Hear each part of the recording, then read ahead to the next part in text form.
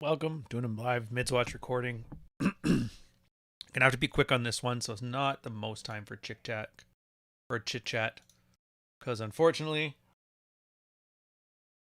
or I guess fortunately, however you look at it, I'm going to be doing another podcast with another person. Paul, haven't done him in a while. Come on, man, it'll be pretty fun. I always get the name wrong, whatever. So you guys know the thing. If you're watching this live, welcome to the channel.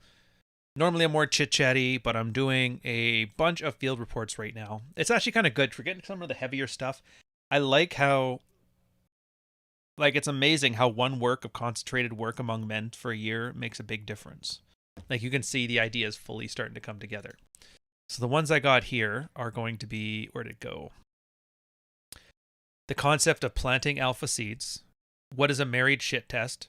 Thoughts in the long term. Explaining red pill to my wife. I've got explaining red pill to my wife, and then killing the puppy. So it's going to be fun.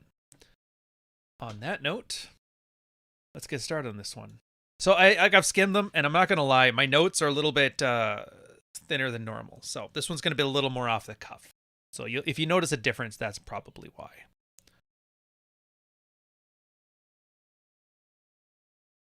Welcome, boys. Looks like this guy is at the end of his marriage, the end of his journey, the end of his male action plan, and we are here to see it all, to take some lessons from it. Welcome, MidsWatch, Ryan. You guys are watching this one. I put these out at around midnight, so I'm hoping you catch the midnight shows, or 9 o'clock on the West Coast. Maybe you're working the evening shifts. Maybe you just couldn't sleep that night. Maybe you got back from the bar and you just need something to chill out to. And I'm just glad I can be the guy that you're doing that for. So this one is a field report from a guy, snowed in dined or something like that. I don't know. The names don't really matter so much. It's more so about the concept. And this is the guy who's coming to terms with a red pilled concept called the stay plan is the same as the go plan. Because a lot of guys, when they hear about dread, they hear about this other stuff, what they end up doing is they think that it's a way of winning their wife back or winning her heart. And a lot of guys come here with that. That's the whole reason it's called dread, for example, because it's like teaching her a lesson and making her love you again. So what happens is after guys go through the process, they realize it was never really about her. And for some guys, it turns things around. For other guys, it kills what's pretty much a dead relationship anyway. And so you're going to watch. It's not one of the, I mean, they're all happy endings, but it's not the classical happy ending. So this guy's hovering between phases 4 and 5 for the past 1.5 months, and experiences abound. If you don't know, that's a term from the Male Action Plan by Athol Kay. We've talked about it before. I'm not going to go into the super details of that. You're welcome to read the book if you want to here, but it's fine. You should be able to get past it. So he starts with, as I near what I think is the end of my marriage, I thought I'd post an update. The last thing I talked about here was about a month ago, and I'm referring to the phases, stating your intentions clearly, and giving up on her from Kay's Married Man Sex Life Primer, a prerequisite for the journey. Right now, I'm sitting in the living room. After work, my wife called me an hour ago, say she's going to go out shopping for a few things, and she didn't know when she's coming home. I kept the conversation short, some pleasantries, and asking her if she wanted to join me for exercise tonight, and she didn't respond when I eventually said goodbye. We entered the let's try living together with no expectations stage this past weekend, and here's a little info about how we got there. Lots of bad attitude on her part. Sometimes I'd use the correct techniques and squash it. Other times, I did too much talking and gave her too much attention. He's rewarding bad behavior. At least 2 more episodes of her getting mad, me making it worse, her exploding, and then me either leaving or preventing me from leaving. We haven't slept in the same bed in I don't know how long. It started with a cycle of me disturbing her too much while she was sleeping, her waking me up, and then me getting up to sleep elsewhere. What it's become, however, is just me preferring to sleep apart. Less bullshit, no arguing, no disturbing her, no waking me up in the middle of the night, etc. And as recently as this week, she invited me to sleep with her and I refused. Probably sex no more than once a week on average. We had 1 week where we engaged 4 times, but things went sour pretty quickly after that. And after a particularly emotional episode, we planned and went on vacation, her request. During the vacation, one of our main attractions was arguing. On at least 2 occasions during the 3-day vacation, we spent an hour at a time talking about our marriage, typically involving the exchange of ultimatums on her part and statements of what would have to happen in order for us to remain married, mostly from my part. During a good talk, however, she did call me the family captain. Multiple phone calls at work the day after a fight or event. Most of the time, they go the same way. She proclaims that she's unhappy, very proudly.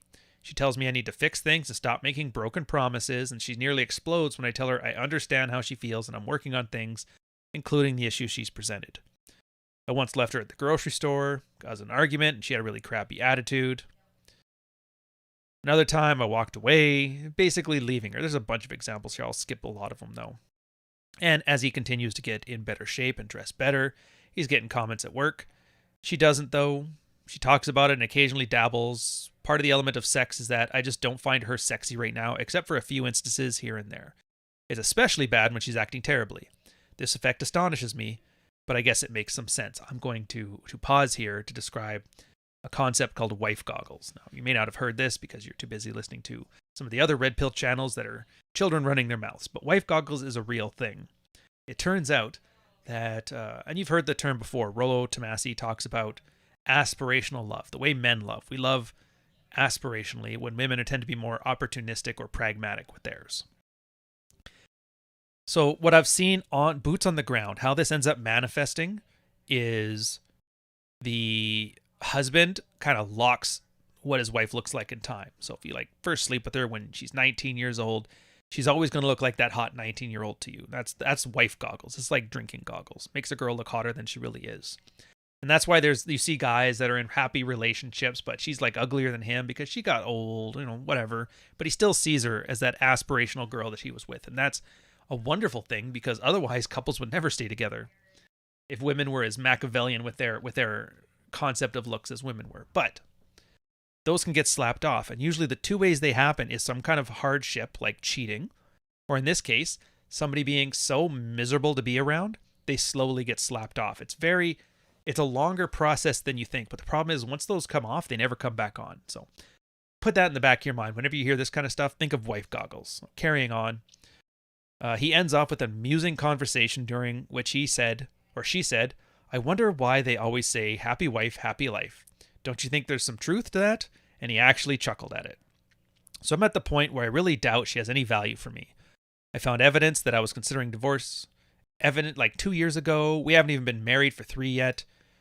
She's getting uglier. She doesn't cook. She doesn't clean anything near as much as she used to.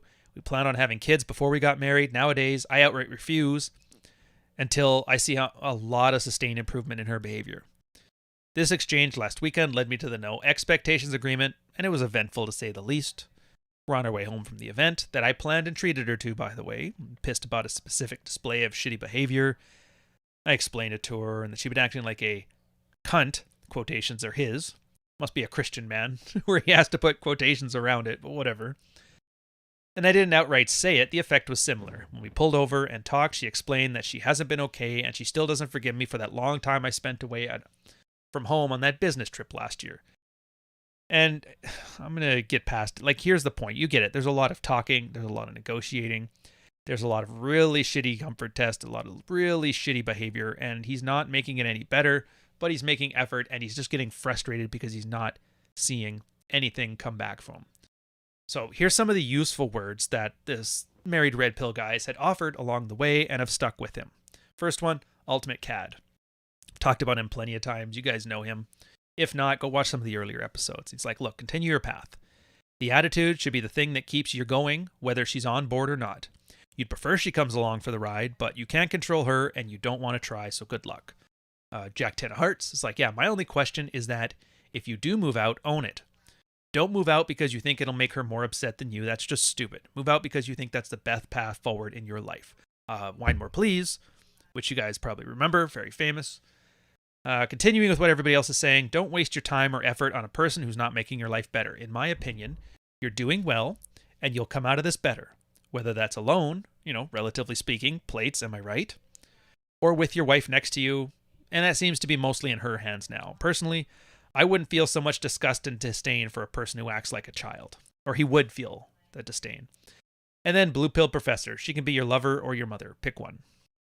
So he's been at it a while. And we're going to carry on from this one. I'm going to get a little bit of a breakdown. And this is going to be weird because I love seeing these advice. This one's from Jack Ten of Hearts. Everybody's always expecting a tip or a trick or some way to save a marriage, some way to game your wife, some way to magical tools. And it's funny because everybody who's red pill kind of laughs when people are like, oh, it's just some crazy manipulative language. And then even the people that get on board with it, once they find out there isn't any, they kind of get a little rough around the edges too. So it's amazing. Everybody can constantly call this magic until people show you like there's no magic.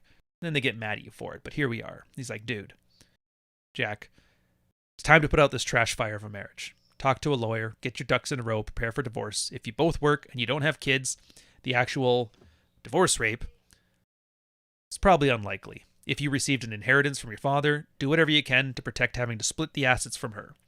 Sorry to sound blunt, and I'm not saying you should serve her divorce papers tomorrow, but my advice is to accept that this is the probable endgame for your marriage and start acting accordingly. And I'm not saying this lightly. You know I've been following your saga since you started posting here. It's been about a year. This is 6 years ago. He's been starting since about 7. So I think we both know this no expectations exercise is doomed to fail. She will inevitably perceive some site on your behalf and take it out on some torrent of verbal abuse. Everything it can and will be a justification for a spontaneous shit test, and you already know maintaining frame in the face of her shit test is tough. You can maintain frame, and she'll buckle, and then you'll have to reconcile some nice makeup sex until the next perceived slight, and that's will start all over again. But here's the thing. I didn't realize, until this update, how much your wife seems to thrive on this push and pull behavior. We tell each other to remain frame in the face of shit tests from our wives because failing it just encourages more of them. Weimer Please put it himself. The quote of the quote. I don't have to deal with the bullshit that the majority of guys post about because I won't tolerate it in the first place and my wife knows it. She's smart enough to know how to make me happy and how to piss me off, and guess what's one she knows to pick if she wants to me to make her happy as well. I treat her with the same courtesy because she's earned it. And that's how most women would operate. We stop rewarding shit tests, they stop shit testing. Now, some people have said your problem is that you're basically not good at adhering to all the principles, stoicism, maintaining frame, whatever.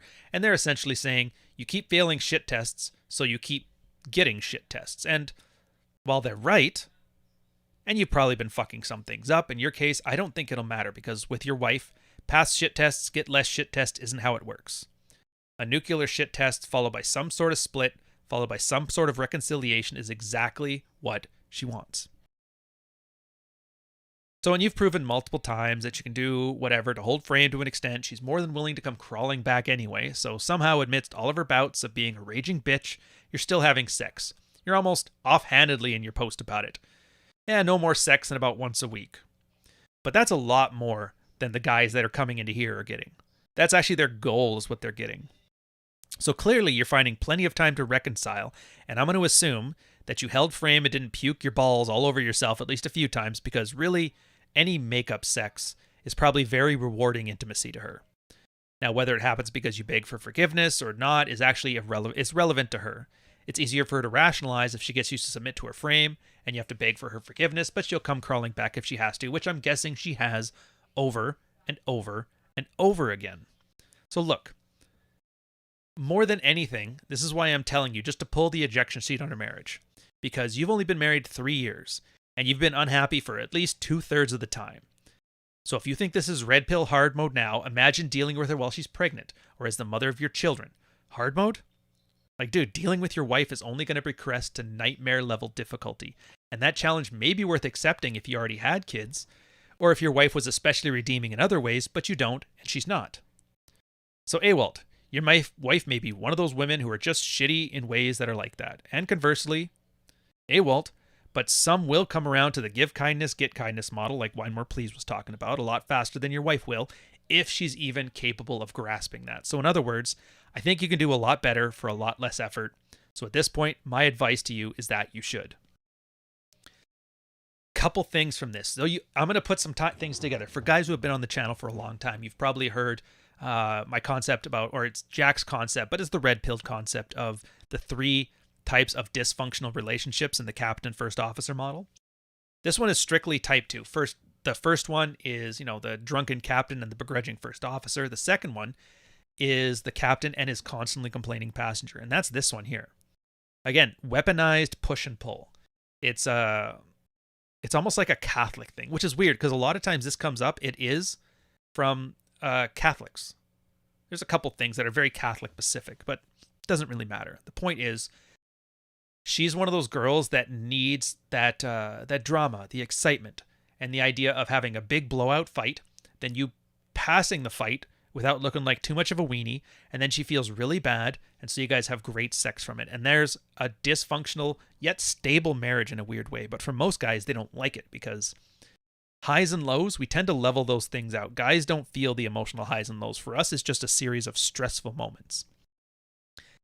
I think you've heard stories of girls talking about how they had abusive ex-husbands and how he did this and how he did that, but they stuck with them for like a long length of time. It's essentially the type of girl that really thrives off this stuff. And I've talked about manufactured outrage before. You guys have heard that, where the kind of girl that gets off on a little bit of drama, you manufacture some, so she gets it out of her system, you have all the good sex, but it's never a fight that you have to get stressed over. It's never a shit test you have to pass. It's an inconsequential, flirty fight like a Mr. and Mrs. Smith shooting each other up in the gallery and then going out and smashing later. Having said that, there are limits. And this is the example here. It's like, dude, 2/3 of the time you're miserable. You've only been married 3 years. She's getting worse. You're getting better. This is almost like one of those red meat, red-pilled, wet dreams. We're like, oh, this is perfect. This is that bitch had it coming. It's like, this is literally that bitch had it coming. But then you kind of see like, okay, so this isn't uncommon. But the reason that I like red pill better than the other places is because the way you approach it. So if you approach this to any other, relationship thing whatsoever, it's always like, oh, leave her or do better. That's the things. Put up with it because you're a man, or leave because you can do better. From a red pill perspective, it's like, I don't even want to say nuance, but I will say it's more pragmatic, more practical, and it's based in experience. Essentially, we understand the idea of the push-pull dynamic. We've just never seen it with steroids. And so you get this. Okay, I get it. That's why you're having a good sex life, but that's not what you want. She slapped the wife goggles off your face. She's getting uglier. She's not putting any effort in. But that hot, crazy thing was great when she was hot and tight and whatever. But now that you're married 3 years and you just want to come home and relax after work and you're getting that exact same crazy chick treatment, it's a little much. And a lot of guys. See, he's talking about, yeah, we were talking about having a family, having kids. He says no. A lot of guys will go along to get along and they think, oh, the kid will calm her down. Then they just end up in an unhappy marriage with kids around because they took a gamble on a bit of a hormonal cock blocker and that it would fix everything. And they never do. And these guys end up being the cycle. That guy ends up having the wife leave him, or he becomes the pushover that she rolls over. The kid grows up with some horrible parenting strategies. He finds his way here through Rollo Tomasi and ends up breeding this thing. And he's like, hey, this sounds exactly like my fucking parents. This explains so much. So, as I read these field reports from you, I want you to take from it practical examples. You can see these signs. Now, if you have the wherewithal and you want to have this drama-filled life and you love the sex life from it, and you can engage in the drama and you find it enjoyable, fill your boots. But if you don't, realize you can see where this leads. A 3-year marriage of which 2 years of it was miserable, and a guy who essentially has to come to morons on the internet to find out what the hell went wrong. And it just turns out there's enough of us that had these kind of marriages to hopefully sort him out. So I'm going to leave you with that. Guys, have fun. I'll catch you on the next one. Cheers. All right. Oh, look at this. What's up, guys, in the chat? Okay, I'm blasting through these mostly because like I said, I have till 3. And I want to get 4 of these things out and get some more editing done. So let me quickly change the title, and then I will get to the super chats. Where'd I put the damn thing? Temp clips. Excuse me. This one is Killing Puppies.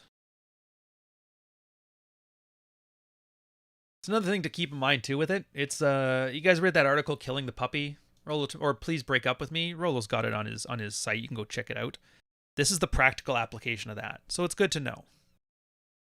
All right, what do we got next? Oh, Handling Rejection. This one will be fun. Oh, and it's CPAN too. Oh, this is going to be so much fun. Anyways, Don DeMarco, $4.99 super check. Thank you, sir. Hey, Ryan, I got caught cheating on my ex. How do I get her back? I had zero emotional attachment to the girl I cheated with. It was just a fling. Don DeMarco. Did you watch Sunday? You did watch Sunday. I think I saw you on there. That's the thing. Here's the problem. Just by the way you worded it, you're making the girl the judge of your life, as opposed to being your own mental point of origin. So yeah, the word cheating itself implies that you did something wrong in her eyes, and that is what bothers you. Now, it's going to be fairly Machiavellian, dark tragedy way of describing it, but That's not how cheating works. Two ways to cheat: red pill, blue pill. The blue pill way of cheating is you want validation from somebody else, and then you get caught and you feel bad. And either way, you just want the women in your life to validate you and say you're a good boy, which is kind of where you're at here.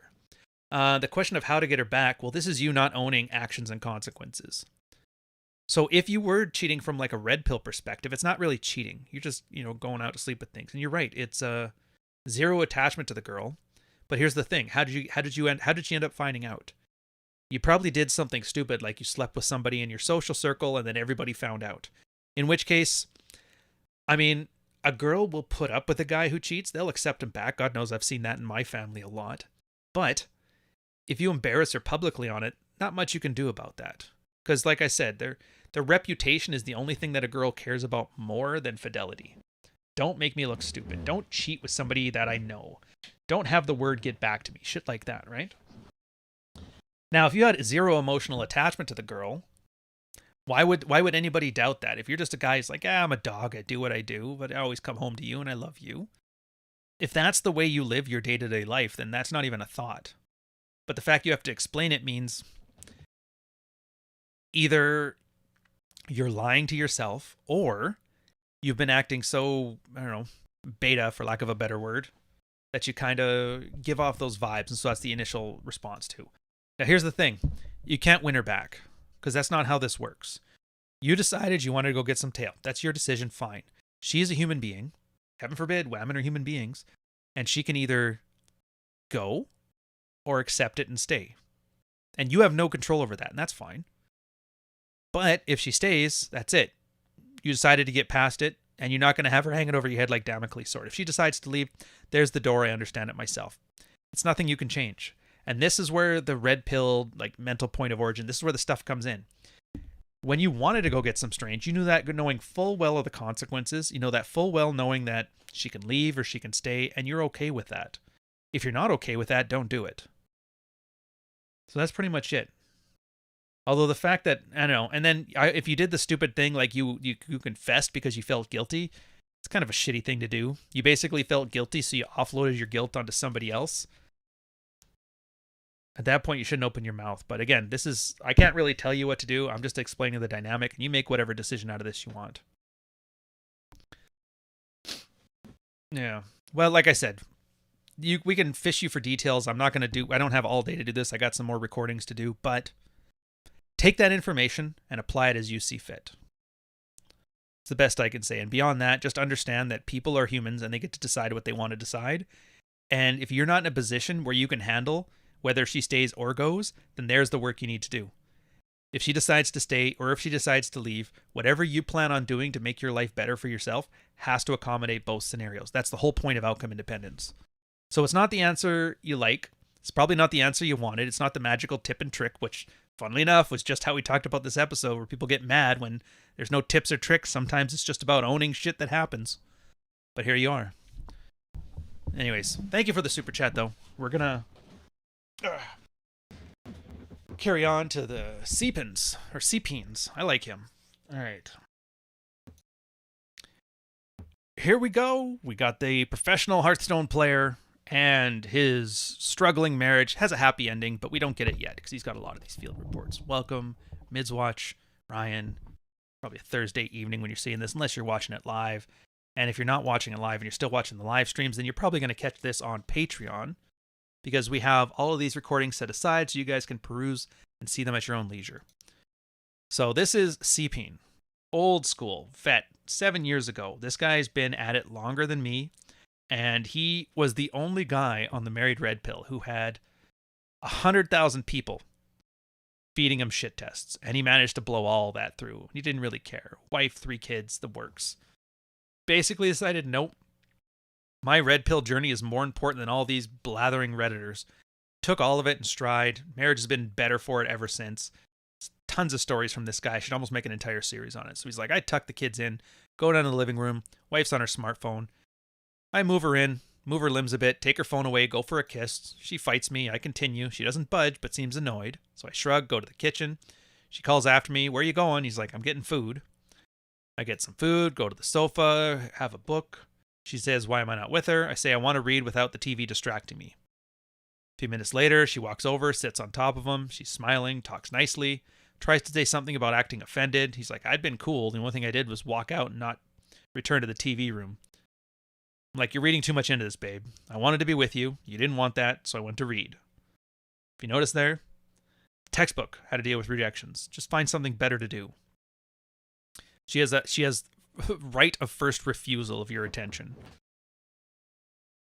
So she tries to explain something, claustrophobic, blah, blah, blah. He's like, whatever. She was either annoyed I interrupted her Facebook time, or it was a shit test I failed. He's like, I don't care. I said that's how I wanted it. I said otherwise I'd like to read. So now I want to read. Thinks a bit, asks what I'm thinking. And he's like, or what are you reading? And he's like, Stoicism. The book I'm reading is about Stoicism. Talked for it a bit. Says out of the blue, I think I like it best when I get to reject you first and then we have sex. So I tease her a bit with that. And she liked it when I ignored her. She denies it, but she went upstairs and then we had sex. A little bit of, what do you call these are soft rejections. You guys talk about soft rejections and hard rejections.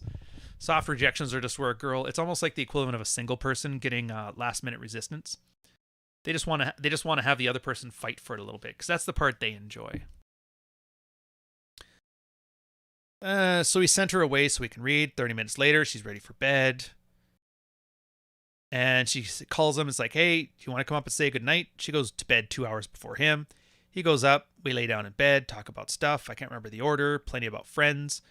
She's saying, oh, we're having sex tomorrow. So we kiss a little bit. He's like, yeah, it was pretty passionate. More so in a long time. So I smiled lovingly afterwards. She warns me not to ignore her, compliments me a few times. And after 10 minutes, I say goodnight and leave. It's like, any updates on this? So I'll put in here. He gives a couple updates on the scenario from like the next day. So realized nobody knows these parts yet. She woke me up the next morning with a kiss. I went for work. She said he was very sweet. He's like, is that the beta description? What the fuck? Gave a long kiss. The 10-second kiss, by the way, is from Athel K. So that's why he's making an effort to mention this one here. Texted him from work about picking up the kids. And entered with, kiss, kiss, my hot husband. So she's laying it on pretty thick. Update 2, she had a work thing planned, meant I have to skip judo to watch the kids. During the day, she texts me she's going to skip it to get home so you can make it to judo. She does that stuff when she's trying to be nice. So I'm like, no, you're networking tonight. Then coming home to get dick. I'll lift tomorrow. So later in the sofa, he gets a minor shit test, segues into a blowjob. And it's funny, it's just like, this is like general push-pull from the relationship, and there's a lot of shit tests, more than a guy should normally get, because he's only just started passing them. And so it seems like, why is there all this like, would I, will I not? He's being assertive. He's finding himself better things to do. And then eventually it works out for him. But you're like, it's an awful lot of work from a married 5 with 2 kids or whatever. And it's like, yeah, that's the game. Until you have the game internalized, you're going to be having a lot of stupid dances like this.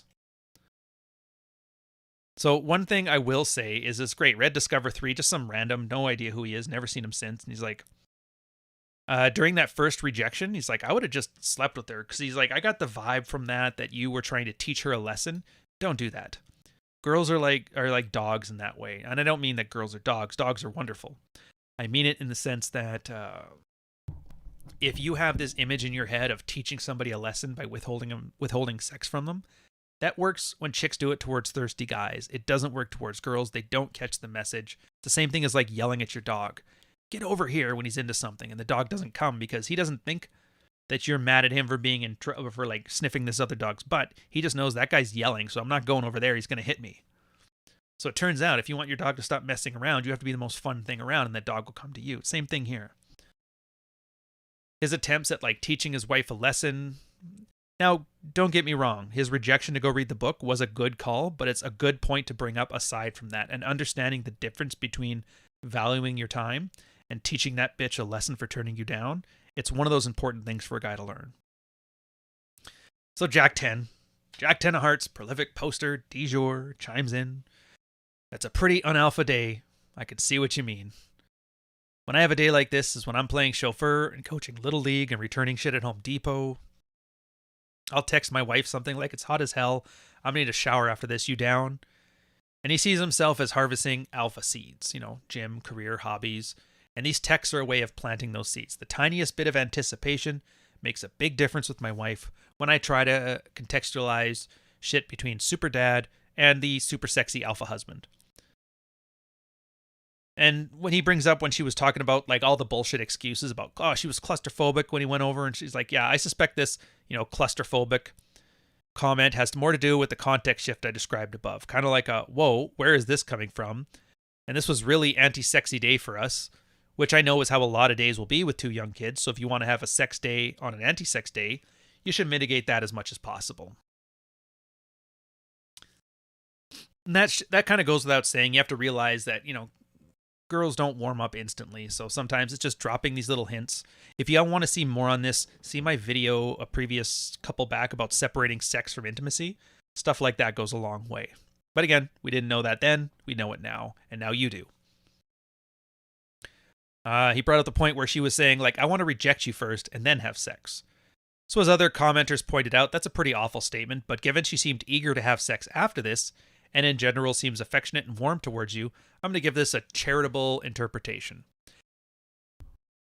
I think I like it best when I get to reject you first, and then you show me what I'm missing, and then I get to chase after you and we have sex. Or, I really don't like it when you take me for granted, because that's pretty much what happens from the sound of it.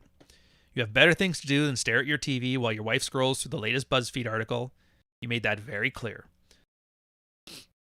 Jack's sitting here, he looks at the other quotes like, yeah, I just don't like the idea. And I didn't read this because it was like, skipping through a lot of the same. But I dislike the idea that she can just charm her way back into my good side. She should learn to put her phone away. It's like, look, red pill is not cognitive behavioral therapy anything. What you are doing is pretty much weaponizing sex yourself. Your wife declined sex because she felt like doing something else instead of sex. Sure, not great, but sure. And then you consciously decided to decline her for sex because of how you felt. So I hope you realize that you're not going to condition your wife to put away her phone by declining sex any more than she'd condition you to do anything by declining sex. And of course, 30 minutes later, she's ready for bed and calls. If I come, and yeah, you're going to come up and say goodnight? And then apparently she goes to bed 2 hours before him, and he's like, and then there's this. When she desires your affection later, you willingly give it to her. If you want to send a message to your wife that it's unacceptable to play with her phone and then want sex, this is a rather odd way to do it. So really, I just wonder, while you were laying in bed and kissing and all that, why didn't you just throw a fuck into her while you were at it, since it seems like she was pretty receptive at that point. So the takeaway from this one is calibration. No guy's going to get this stuff perfectly. I don't care how tough you talk on the internet. Every guy has to do these little, and I don't want to call them negotiations because they're not. They're just observations. In fact, the greatest example of what this is called an OODA loop. Observe, orient, decide, act. When you get a chance, go through this field report again, go through the stuff I've just said, and approach it from an OODA perspective. Observe what's happening, orient yourself towards the situation, make a decision on how to move forward at your own best interest, and then make an action on it. And if you can repeat that faster and faster and faster, you're able to make better decisions quicker. And that's essentially the difference between a guy who can sort out his stuff in 6 months versus a guy who's still starting from square one after 2 years. How fast can you perform these loops? How fast do you learn from your mistakes? It should be easy because there's a shit ton of field reports. So you're able to go through and read a guy's stuff and know all of this. So yeah, on this one, a couple concepts. Don't reward bad behavior. Don't weaponize sex. Don't take a soft rejection as a hard rejection. If you can keep those 3 things in mind, little situations like this will go great. And instead of just like, yeah, I got blown the next day, and yeah, we kind of fooled around, but there was a lot of butthurt earlier, and I read the book. It could have just been, 3 smash sessions in a week and a blowy. It's like, how bad do you want it, I guess, is the big question here. But yeah, just keep your feelings out of it. As soon as you start acting butthurt and start thinking that you can teach her a lesson, that's where shit goes downhill. And you just don't want to do that because you're not fighting with her because she's not your arch nemesis. Just think about that. You made some frumpy soccer mom your arch nemesis, and you choose to fight them with underhanded Machiavellian techniques. It's like, what message is that sending? Who's the better one in this situation? Again, you don't have to do a lot. Sometimes just having something better to do. A lot of guys are like, if your wife turns you down, go cheat on her. Well, sometimes it's as much as just going to read a book quietly. That can be enough. A little can go a long way. Who'd have thunk? Especially if she actually likes you. So take that for what it's worth. You might want to watch this one once or twice. A few guys watch these things multiple times, and it's kind of funny, the little things you pick up. So I'll leave you to it. Don't forget, like, subscribe. You know the deal. And I'll catch you guys on the next episode. Cheers.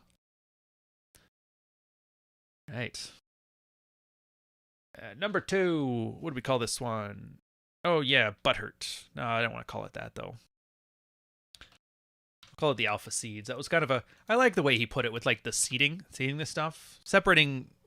Seeding is... It's never been a term we kind of use anymore. Essentially, separating sex from intimacy is the way it played out. So, keep that in mind. How are we doing on time?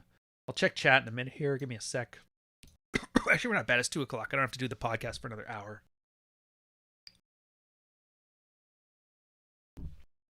Okay. Smashed another chick. Yeah, Dawn, man. It's just... She's allowed to leave you for this stuff. That's all I can say on this one. Thanks for the pity like, John, again. That's 2 pity likes in a day. Thank you, sir. All right, next one. Married shit test. This one's going to be nice and short. It's all right. It's all right. So we'll get started. So the boy wants actual examples and not fictional ideas from Don effing Draper. Who'da thunk? Welcome, MidsWatch. It's a simple one. It's a quickie. This guy's asking for examples of married fitness tests, or as we call them in the business, shit tests. He's like, all the sidebar references on these tests are pickup related. Things related to introducing yourself to girls at the bar, or blunt, rude ass shit I could never imagine a wife saying. Could we share some examples of tests pulled from real life examples? I'm trying to alter my perspective and see the world for what it is, but without identifiers, it's kind of hard. So everybody has a bunch of examples in here. I like Jack because he kind of lays it out pretty well. And he goes, all right, so here's a good example. Here's the compliance shit test. Me and my wife both watching TV, get up to go to the bathroom. She's like, hey, you want to bring me a glass of water? And you grunt, In response, open the bathroom door. She says, no, get me water first. You always take forever in there. So you roll your eyes and grab a glass of water and bring it to her. She eagerly grabs it, and then she's like, what, no ice? Compliance shit test. Number 2 will surprise you. Disregard for your request shit test. You're going to go see a concert, and one of the opening acts is your favorite bands from a childhood. And you want to leave the house by 7 to get there on time. She spends all day running errands, mostly just clothes shopping with a friend, and walks in the door at 6:15, says, it won't take me long to get ready, and you're nervously fidgeting and jiggling with the car keys while she showers and spends 40 minutes blow-drying her hair, applying makeup, putting on an outfit. You finally leave, and you're already irritated and driving 90 just to get there. She tells you to slow down, and you snap because you told her it was important to be on time, and she defensively replies, well, I was late because I was buying you your stupid closet hangers, and sorry I care about looking good. Next time we go out, I'll just wear a ripped t-shirt like you. Number 2, disregard for your request shit test. Number 3, terrible generalization shit test. Her friend is performing an open mic night at a venue across town at 6. Your wife wants to go. You don't really want to because you have to leave work early, and it'll still take an hour to get there because of rush hour traffic, and you've seen her friend before, and she's pretty shitty. You're like, I'm going to pass. Your wife flips out and says you never want to do anything fun anymore, and then before you can defend yourself, she spews forth a laundry list of other recent events you didn't attend. You defend yourself with your laundry list of recent events you did attend, despite not particularly being keen about it, and she just sighs, rolls her eyes, and walks away saying, you don't get it. What are we on, 4? 4. Emotional abandonment shit test. You get a snack from the pantry and put it back on a different shelf. Hey, I've done that. You notice your wife being curt that evening. You ask her what's wrong. She says nothing. You ask again. She says nothing. You ask again. She blurts out, I know I spent all day organizing our pantry and you just took out a snack and you couldn't even put it on the right shelf. You try to apologize and put it back on the right shelf, but it doesn't seem to placate her. You continue to apologize and thank her for diligently organizing the snack pantry, although you'd just as happily have unorganized snacks if it meant you wouldn't have to deal with all of this bullshit. This only serves to make her more upset and she starts crying. You try to hug her, she just shudders and stands there like a statue. It's like you don't even think about me when you do anything, and she whimpers. Public emasculation shit test. These are actually the notoriously bad ones. You're at a barbecue, there with some friends. All it takes is someone mentioning something about taking a wrong turn when driving, and she's off. Yeah, this prick's terrible at directions. The one time on vacation he got us so lost it took 2 hours to find our way back. Luckily, I was navigating, or he'd probably still be out there. The group gets a laugh, you get a chuckle, but you wonder why she needs to mention that story every single time you try and go out. You point that out, that it was actually her navigating that resulted in both of you getting so lost, but she tells you to stop being a big baby. Everybody else laughs more, and you lamely pretend to laugh to be a good sport while nobody notices you're crushing the beer can in your hand. And then, finally, the cock-teasing shit test. Your wife sends you sexy texts all day, implying she's just as horny as you are after not having sex for a week. You get home from work, you kiss her, hold her, start taking steps to get more intimate. She's like, wait, I'm hungry, let's have dinner first. So the moment's interrupted as you slice onions and dice tomatoes and then sit down to eat. You suggest picking up where you left off. She's like, oh, I'm so full, let's go watch TV first. You can barely hide rolling your eyes and settle in on a couch with her. At this time, Meredith Grey has problems with her marriage and the wife asks for a foot massage. You comply.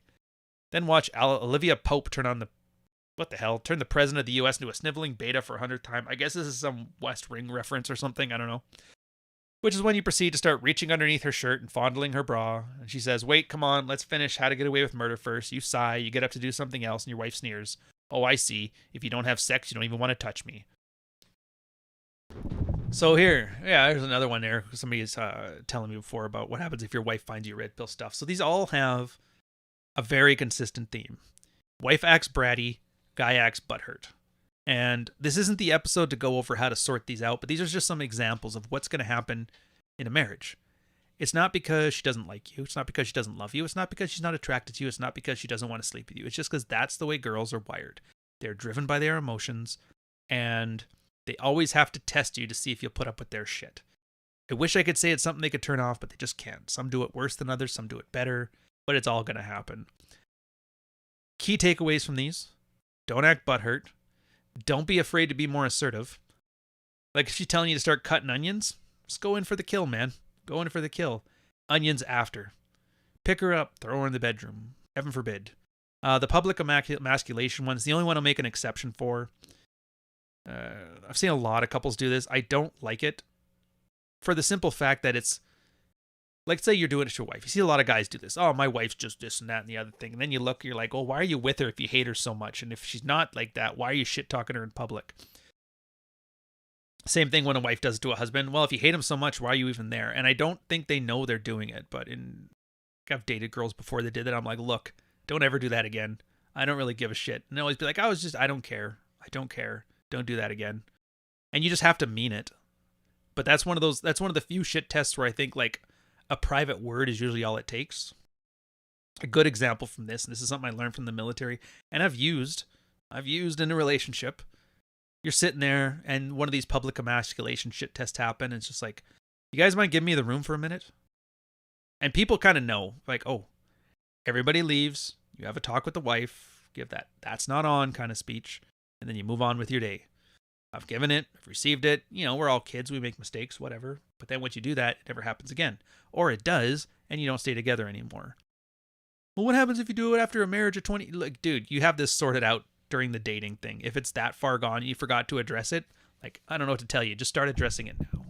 But that's it. Again, there's not much to it. These are all just examples of shit tests while you're in a marriage. The ways you can handle it are pretty obvious. If you haven't figured it out by now, I've got like 60 episodes of this show right here that show you all of it. So get to work. I'll catch you later. Cheers. All right.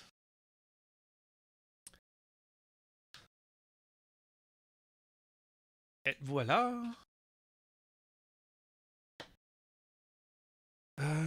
Oh yeah, explaining red pill to my wife without explaining a red pill to my wife.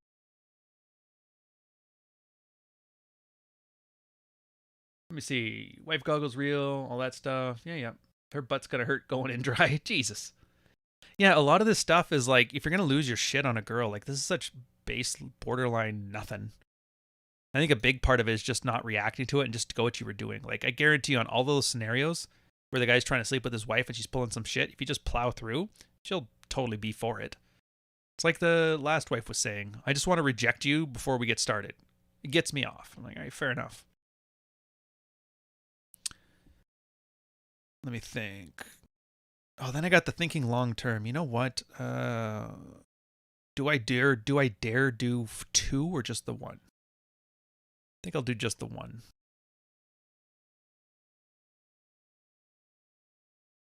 Yeah. This one's kind of neat. It's a guy is trying to explain red pill shit to his wife without explaining it. It might be worth looking at. Thanks for all your work, Ryan. Hey, no worries, Jack. Is that me pronouncing that right? Oh, that was a real question you had. Yeah, what do you do if your wife finds all your red pill stuff? Really? You mean my wife that's in the other room and has heard me podcasting for the last 2 years? How do you deal with that? Just don't. And? What is all this stuff? Red pill stuff. What do you want to know about? What is this supposed to mean? It's none of your business. I'm doing my thing. All they really want to know is it's not about them. You're not doing this because you don't like me, do you? Like, why would I? That's negative assertion. What reason do I have not to like you? Well, these guys are talking about cheating on your wives if she's not giving you any. It's like, have you given me a reason to? Like, why is this even a concern? Just completely ambivalent. It's like, I don't know if you guys are that couple, but most people are that couple that like I don't go to the bathroom with her in the room. I'm like, I'm going to the bathroom. Get out. And I'm still like that. It's been 13 years. I refuse to poop in front of her. But that's the point, right? It's like sometimes things are just yours and they're nobody else's. They're private. This is my thing. Relax. It's not about you. Once you say that, they kind of lose interest or they totally catch on to it. What's she going to leave you because you read on a subreddit? It's like, fuck off. You're not going to leave me because I read shit. I watch that shit that you read in your stupid Harlequin novels. Relax. But yeah, it's mostly just about not caring. Like I fully expect my wife would never leave me for this. It could be the worst field report ever and she wouldn't leave me for it. So it's like, do you want me to apologize because some guy 7 years ago did some doofus shit? No. No, I think we're fine. All right, so I'm going to get this last one out. We'll do a little bit of chit chat and then I got to rest the voice up. I'm making an effort. Some of you guys have been giving me some tips for how to do these without thinning out my voice over the long term. And it's been helping. It's been helping, but it's not perfect. Not there yet. Aw, look at this guy. He explained red pill to his wife without explaining red pill to his wife. Welcome, welcome. MidsWatch, Ryan, Mids Night Shift. Hopefully, we got some new jazzy lo-fi beats for you guys on these ones here to keep it going. I know a couple guys will complain that they don't like it. It's distracting, but you know what? You'll be fine. This guy, it's one of the typical red-pilled ones in here. It's been a while since I've showed ones where guys just left. They just come in, they drop their question, and then they leave, and you never see them again. So it's good as an example, but it's bad in that guys just value leech, I guess is the best way to put it. So we'll take from what we can.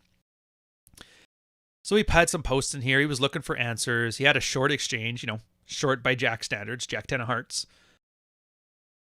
I identified what my situation truly was. I'm 34, she's 35. We've been married for 15 years, 2 daughters. We own a house in a small city. We make GAI. I don't know what that means. We're in the 79th percentile. In other words, he's got money. 2 cars and a motorcycle. He's got hobbies. He lifts. He's racing, woodworking, blah, blah, blah. We have sex 3 times a week on average. I've never been fully blue-pilled. If the red-pilled world has been hidden from the blue pill by a curtain, I saw the world through a sheer and tattered curtain, seeing snippets of how things were and how they worked without realizing it, doing red pill things without knowing what I was doing. I always love this, by the way, where guys talk about, like, this hidden knowledge. I actually kind of knew it. It's not hidden knowledge. Like, none of this should come as a full surprise to you. I'd say 50 to 80% of the stuff that you see red pill guys doing and talking about should resonate with your life if you've had any amount of a sexual or social life whatsoever. And that's why it works, because it takes all those things you already knew and it articulates them in a way you hadn't considered. And then when you see that next 20% of stuff, you're like, hey, that actually might have solved a problem I had, or this could solve a problem I'm having now. And that's the point of it. And that's probably a key skill for you guys. Like, most of this stuff should jive. And if you're not seeing stuff that jives, either you need to get more experience or you need to start listening to other people. Otherwise, you're just wasting everybody's time. And so he's like saying with all this stuff in the interest of that, because if his hobbies kept him out late, she would question him about them. He used to go to a jiu-jitsu gym regularly. She'd complain when he'd be home at 9:30.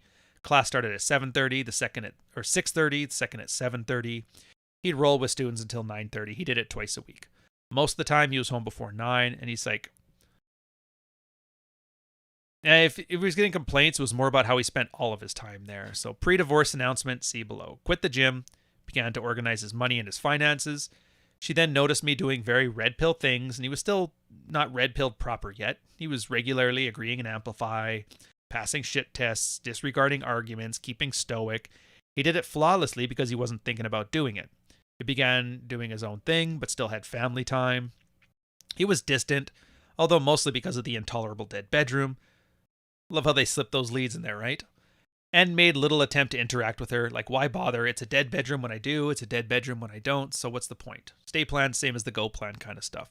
She began complaining about how he never went to the gym anymore, and he was happier when he went. He's like, I can't afford it right now. We already have separate finances. And she replied, are you trying to save money to plan your escape?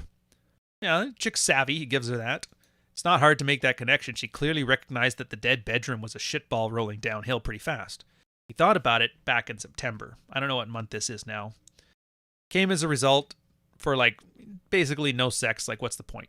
His response to the behavior came in the form of depressive-like behavior, anger, and a few beta tendencies. After reading through the stuff in here, it's actually not as bad as it could have been. So after they had a fight over this, there was good, amazing sex for 2 weeks. And all of a sudden, her self-described broken orgasm was suddenly fixed. She then fell off, to every 4 days and every 7 days like clockwork. I feared the dead bedroom was around the corner and Starfish was making an appearance again. So it set in motion a series of events where he made his expectations of clear, regular, interesting sex a requirement. A bit later, we argued again. This time it was about her disinterest in sex altogether. She had a low libido, it seems, and just seemed to set the bar slightly higher than Starfish. So victim puke bound for me. He complained about all his problems to her. And then, where is it? He just gave up, stopped trying, whatever. I found myself in an impasse. Regular red pill didn't seem to be working because she wasn't doing shit tests anymore, and it's pretty easygoing as wives go. I have my space, she has hers, we meet in the middle. Arguments were a direct result of a sticking point, which is sex.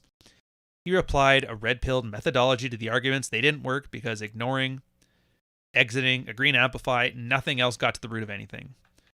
So Jack then related a description of what he saw based on what I posted and hit the nail on the head with a 99% spot-on description of his life. Ultimately, his marriage was pretty good, but the sex lags because his wife doesn't like herself. She also isn't interested in sex as much as he is because her attitudes with it are 100% tied to her emotional attachment to me. So ultimately, he's like, I got to help her feel good about her. Now, I'm going to preface this too. I have a strong disagreement with this post, but it is what it is. And we'll get to that part after. So we found an opening on Friday. She asked him how to get faster doing her 5K races. You can race at 5K? Fair enough.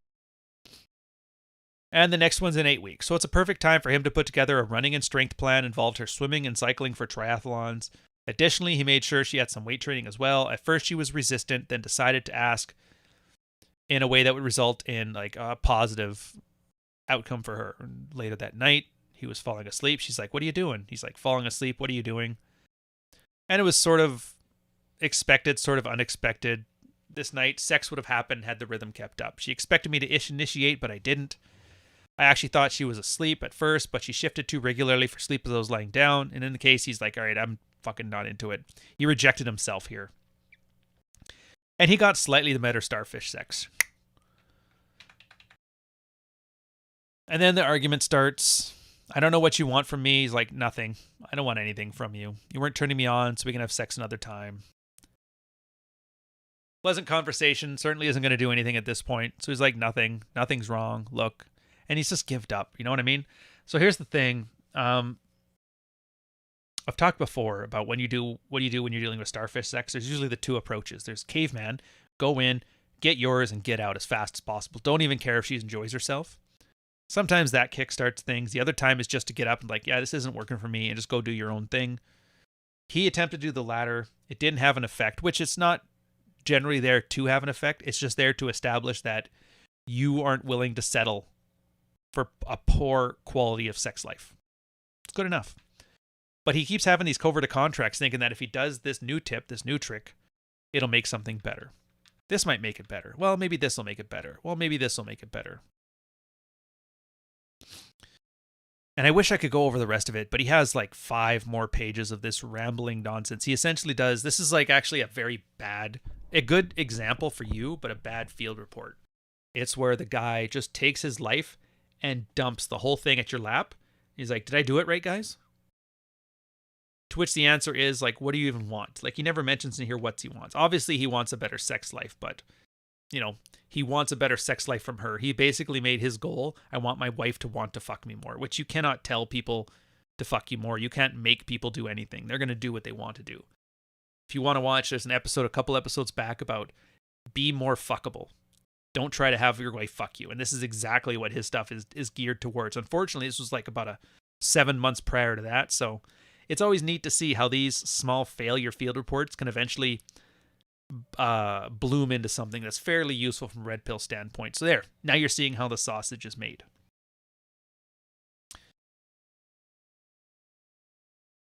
So they start talking about Rollo posts. So we'll get in here. Jack talks about, the rational male will always be an endeavor in descriptiveness, not prescription, which I think anybody ought to be doing. And he's like, yeah, at the end of the day, we're married to our wives, not the feminist imperative. I see a prescriptive red pill, lift, dread, agree, and amplify as a shovel to dig yourself out of a huge pile of shit you're in. But once you're out of that pile of shit, well, then what? Well, you're probably going to want to replace this with your own life and your own creation, right? So you'll probably still find the red pill shovel useful, but you're going to need some other tools. And it's naive to think that we all need the same tools and that we'll all want to build the same structures.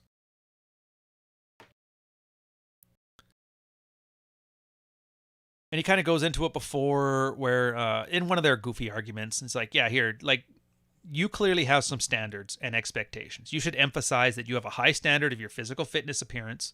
Being strong, looking good is important to you. And part of what you need to consider as yourself as a happy person is that if you don't feel you're fit and strong, nothing else that anyone says will matter. Your wife should be receptive to this very clearly, given the whole fat pig situation you had a few weeks ago. I don't know the details in that one. I couldn't find it. I have a feeling she had some meltdown because she gained some weight, and he probably gave her a comfort test about it and passed it as far as he thought, but she didn't believe any of the shit. That's typical. That's why a lot of guys hate those questions like, do these make me look fat? Because there's no right answer, because she knows she's fat and she wants to feel like she's not fat, and there's nothing you can say to convince people that the moon is made out of cheese. So here you are. Anyways, like, yeah, instead of just trying to make her feel better, make it clear it's a condition of your life. Like, yeah, you could lose a few pounds. Be honest. So when you heard your wife's request, by the way, for that help with the 5K run, you heard it as, I need help accomplishing this goal that I think will make me happy. Can you help me? And you're more than happy to help, because figuring out what will make her happy and then going out and doing it is basically your approach on life now. It's a great approach on life, so why shouldn't you want to help share it with her? But this is the inverse of your new dread game. If there's another I look like a fat pig moment in the future, make it clear how deeply unattractive you find that. Not because she is or isn't an actual fat pig, but because she sees a problem that's making her unhappy, and rather than doing anything about it, she's decided to hold a pity party. And I'll bring up I guess it's one of the other quotes he had where he's like, yeah, I might be playing with fire here by using dread, but now she knows my intent. She knows that I want to leave. She knows I'm saving money to prep for a divorce. It allows her to manipulate that in a very specific and predictable way. She could simply withhold sex, and I could write it off as needing to be better. Oh, I should preface, that was the one thing that was in a former field report, which one of the other commenters quoted on it. But so she found his red pill stuff. And finding his red pill stuff, you see the idea that you got to make yourself more fuckable. Don't just try to fuck your wife. And then he was worried that once she knew that, then she's like, okay, if I need him to do something, I just withhold sex. He'll interpret it as he needs to be better, and I'll get some more shit done for me. And he's like, you know what? Don't worry about that. Jack's like, this is all the more reason to stress your expectations that she's responsible for managing her own happiness. In fact, I think she's openly admitting herself that you could be Ryan Gosling, and she still wouldn't jump on you when you walked in the house. In fact, the closer you move towards looking like Ryan Gosling, the more insecure she feels. And then you'll get dread, Gina tingles from her, but those won't get you jumped when you walk in the door. It just gets her thinking that, when was the last time we had sex? Has it been too long for your liking? And how long are you going to divorce me if you don't put in for that night? And that's where he's getting that starfish sex, because it's dread without the requisite increase in sexual attraction. It's not quite hysteric bonding, but it's going along that pathway. It's essentially a stress alleviation. If you want to see more on this stuff, by the way, Dr. David Buss and Cindy Minson talk about it in When Women Have Sex. I often jokingly tell you guys here that it's a book that lays out the 800 reasons that women have sex, and genuine desire is like 752nd on the list. Guys, it's because we're horny. For girls, there's a litany of reasons for it, from revenge to fear to anxiety to mate retention to just stop it. Because even so far as a girl's like, I just don't want to hear him bitch about it anymore, you know?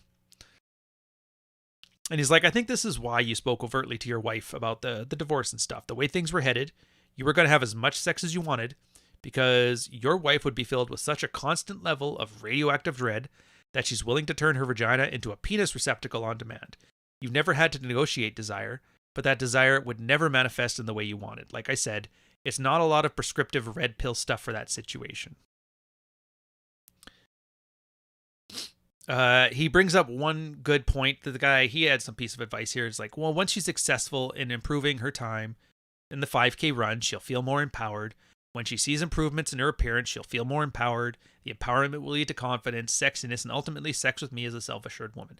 Absolute covert contract. And Jack even's like, yeah, you know, until her SMV exceeds yours and she divorce rapes you, you stupid pussy. Again, the whole part of this too. I guess there's another part, I haven't really talked about it, but it's really useful. So do you see, as you read it, as you listen to it, he's reactive. She's miserable, so I'm going to try something. It didn't work. And then he pulls himself just distantly away and he checks himself out. But then she throws a bone. Hey, I want to get better at the 5K. So he jumps all on that and he tries to fix her with the expectation that she'll give him sex. But then, you know, it's starfish sex because she can tell he's anxious about it. She can tell it's like costing the relationship. She's doing it basically to keep the peace. But that just makes things worse, and then he pulls away again. This leads to nowhere but divorce, and that's because he still thinks that I can fix her. He thinks if I just do the right thing, then she'll feel better, and then she'll fuck me on the regular, and then I'll have a problem-free life. And it just doesn't work out that way. The fact that he's too attached to outcomes from her means everything he does has a covert contract to it, and it's just building this cycle of resentment. And I know I'm not going to guarantee things would get better if he detached his need to fix her from this, but at the end of it, he definitely won't be sitting here complaining how nothing ever works, being despondent, thinking about divorce until she throws just a glimmer of hope that there's something in it for him. He would move forward in his plan. Now, would he stay together? Would he get divorced? Ask 10 guys, you're going to get 5 different answers as to which one it is. The point is, whichever way it does happen, he'll be fine. And that's the key. It's like I said before, you're not trying to get your wife to fuck you. You're trying to be more fuckable and then deciding who gets to stay in your life based on the value they provide. It's that simple. And you have no expectations that anybody needs to or should do anything. So take that for what it's worth. Enjoy yourself. Have fun. I guess I'll catch you later. Cheers.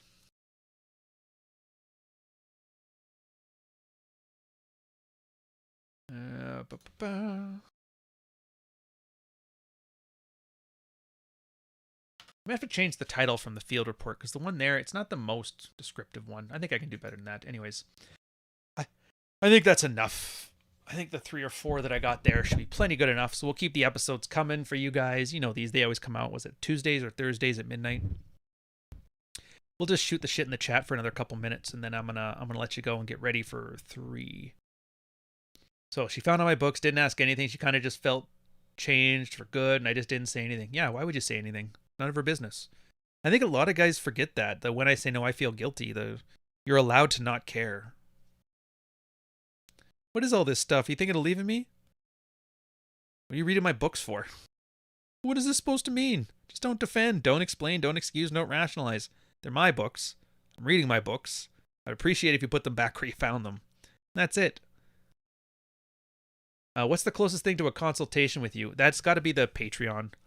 I just have Patreon. It's the links in the chat for these things. It's the Ryan Stone one. Essentially, it's these. Like, we have the guys who come in there. It's because, you know, relationship, single, whatever. And they come in with a problem.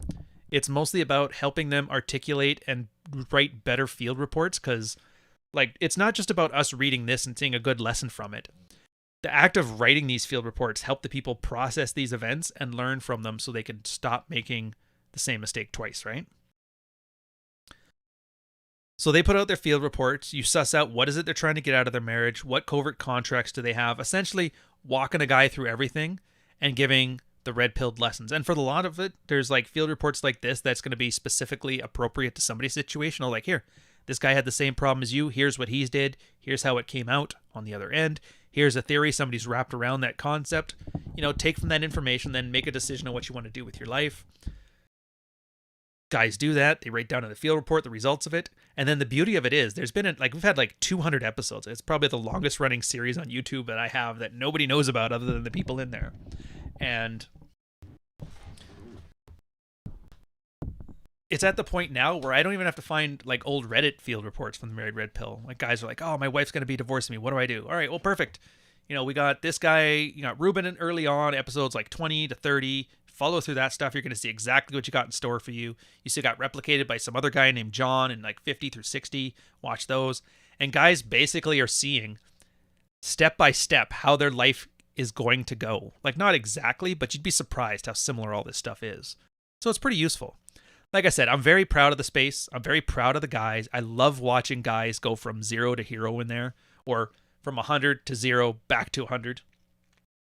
Some of them stick around afterwards. They like to do some teaching afterwards. I think it's just a great space. I'm always so confident about it too. I don't even charge till the end of the month. I'm like, dudes, you want to see, just come on in, throw out a field report, see if it's for you, and then if you like it, stick around. And a lot of people leave, but you know, the good ones stick around. I'm perfectly happy for that.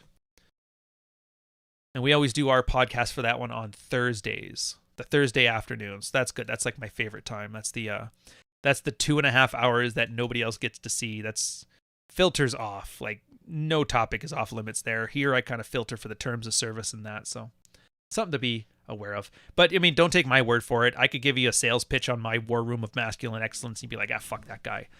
Some of the people here are in there. Just ask them. Ask people in the chat. What do you guys think of his Patreon? They'll let you know, warts and all. Parts they like, parts they don't like. I don't filter. I don't care. It's not going to be for everybody. I've had a few people that come in there with problems, by the way. And that's the other thing. So some guys have come in for like, basically to have a psychiatrist or just to decide their life for them, or their situation is so messed up that there is literally nothing from the red pill that can solve them. I'm not just going to run my mouth for it. There's been a few guys where I'm like, yeah, this place probably isn't for you. We're not going to be able to solve this problem. It's outside of the scope and you don't want me to ramble on it. So, you know, take care. I wish you luck, sir. So just be aware. There's no guarantee. Billy, is pink your favorite color or something? I like a lot of colors, but the sunset, it's because it's summer, dude. Enjoy it. Plus the fact, you know, actually, you know what? Here, fair answer. The reason I have pink in the background right now is the same reason that I have a Minecraft stream. I love counter signaling, and all these idiots in the manosphere talk about how they're alpha bros with their suits and their cigars, sitting in a leather-bound chair beside a rented Lamborghini, kidnapping girls and stealing their passports and all this bro machismo bullshit. And I'm like, yeah, I can still do just as well as you, and I'm going to play with Legos over here, or I got a pink shirt. What else do you got? Like, what are you going to do? Call me a beta male? It's like, I own that. I picked up more chicks in a Nissan Sentra than you did in your Ferrari, motherfucker. So that's part of it there. Anyways. Oh, that's right. Yeah, and then the second channel, to be fair, it is worth. This one, it's not. One sec. YouTube.com. I'll leave you guys with this. Digital Rian, that's the gaming channel. That one's just fun. It's more chill. There's still some red pill stuff there, but it's not a red pill channel. It's more entertaining. It's definitely more entertaining. And it's something you could just chill, put on the background, relax, and enjoy. I mean, we were talking about the intricacies of Yoda and Star Wars today, so like, fuck whatever. The Project Zombie one's always good. And you get to see all the T-Rex army. You're going to see all these people in the background of Red Pill that have their shit together and then have moved on to being entertaining people. You get to see Dave's stuff. You get to see Mish. Tom Canuck's in there. It's super fun. You'll like those two, if you're into that kind of thing. I got nothing else for you on this one, so I'm going to let you go. But we got a few minutes. Oh, that's right. Greenlight. I forgot about, Crowbar and Karen. Yeah, the Zomboid streams are mostly me gleefully beating Whammon with a crowbar.